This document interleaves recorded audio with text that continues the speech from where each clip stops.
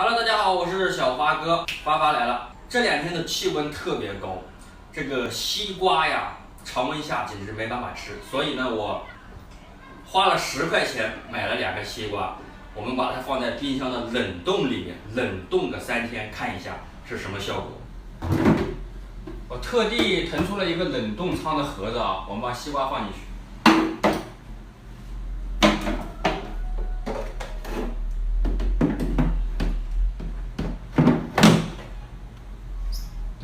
好，西瓜已经放进去了，看我们过几天给它拿出来，看冻成什么样，口感会如何。好的，这个西瓜已经冻了4天了，今天是第4天，我们给它拿出来看一下，成成什么样了。现在给拿出来啊，冻了4天的西瓜，大家看一下，好像是冻熟了，就像煮过的一样。我们拿去看一下。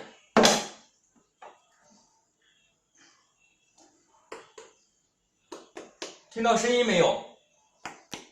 有没有听到声音？像2块石头，不知道能不能切得开了，很凉很凉，太凉了。这2个西瓜现在像石头一样，我现在看能不能切开，如果切不开，我就让它空降，先切一个试一下。啊，这里好凉，先来个小试牛刀，我估计切开有点够呛，哎，应该可以，开了。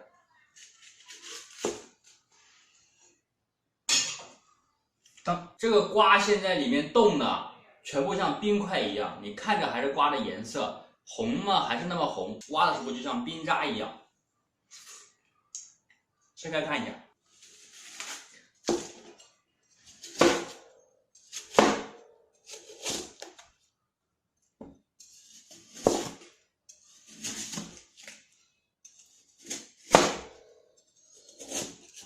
西瓜冻成这样吃超爽。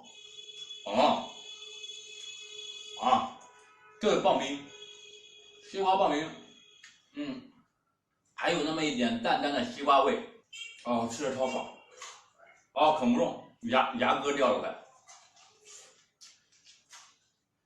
本期视频就到这里，欢迎点赞留言，下期见，拜拜。